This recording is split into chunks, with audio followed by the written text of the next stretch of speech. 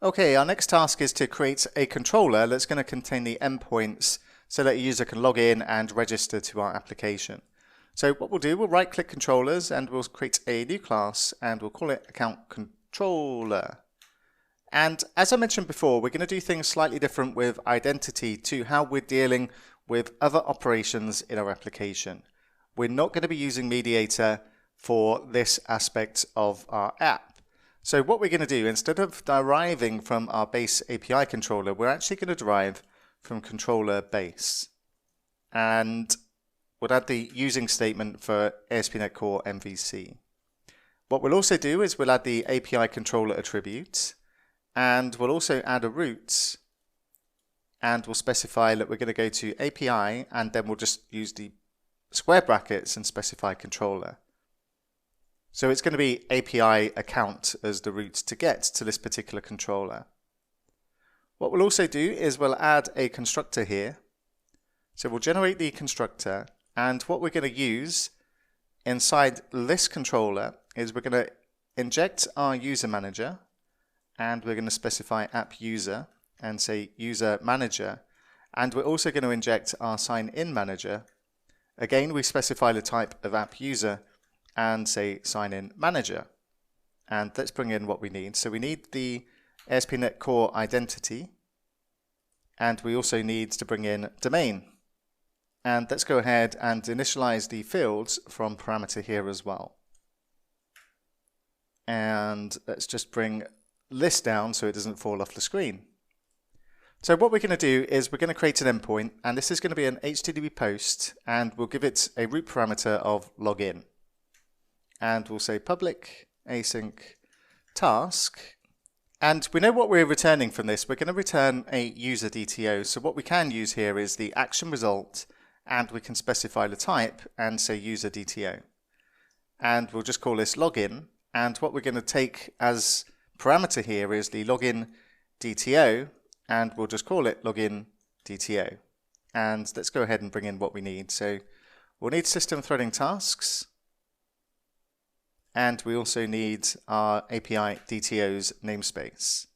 And what we need to do in here is we need to get our user object from our database. And we can do that using the user manager. So what we'll do is we'll say var user equals await. And then we can say user manager.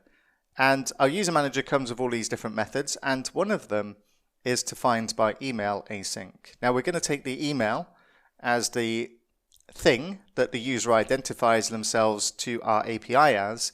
So we'll say find by email async, and then we'll pass in the login DTO dot email. Now the find by email async, if we hover over this and take a look at what it returns the task object containing the results of the lookup operation, which is the user, if any, associated with a normalized value of the specified email address.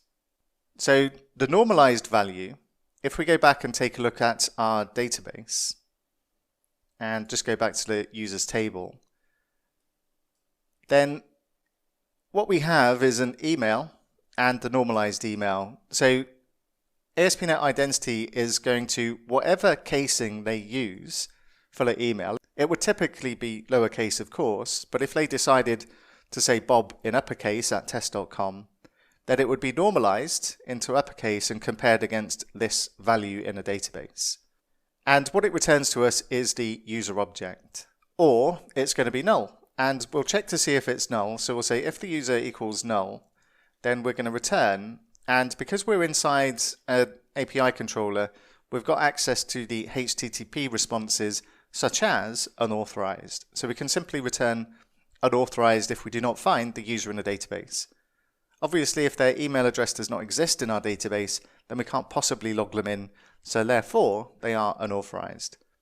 And then what we'll do is we'll say var result equals, and then we can use our sign-in manager. So we'll say await sign-in manager, and this particular class has a number of different ways of signing us in, and what we want to do is look for the check password and sign in async.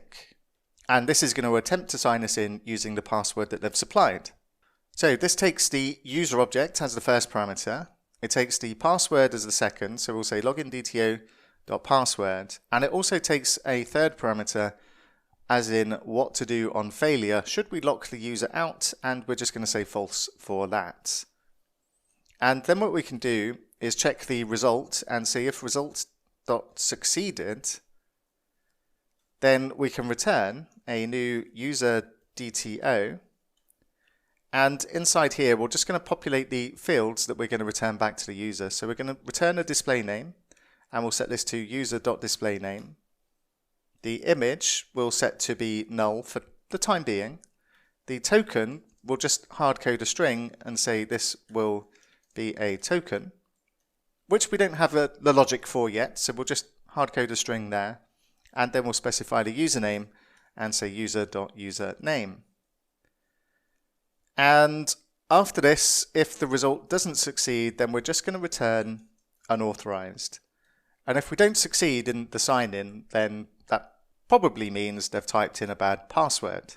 So with this in place, we're good to go and check to make sure that we can actually log in our users. And if we go across to Postman, then inside the Module 12 folder, we've got a bunch of different requests to test our account controller. So the first one here is the login user successful. And inside here, we've got the email address of one of our users and the password. Obviously, make sure this is the same as what you've added to your database. I've been using this as the email and the password. If you've used the same, then this should work the same for yourself. And if I click send, then we get a 404 not found. Not entirely surprising, and whenever we register a new controller in our application, then sometimes, and more often than not, actually, we need to actually physically stop our API server and then restart it. For some reason, .NET Watch Run does not work when we add a new controller. So once this has restarted, let's go back to Postman and repeat that request and click send, and this time we do get success. So we can see the objects we're returning there, the display name Bob. This will be a token, the username of Bob, and no image just now. If we take a look at a couple of these other requests, let's take a look at login user with a bad password. And we've got the email address which is correct and the password which is incorrect. And if we click send, then we get a 401 unauthorized back. And if we try and log in with a bad email at fake@test.com, then click send, then we also get unauthorized. And if we get a validation error, although we haven't done anything with validation, this of course is going to return unauthorized because that password is not correct. We don't really need to validate the login, because if they fail to send up a username or password, they're simply going to get unauthorized back. So what we need to do next is take a look at what happens or what we need for the token.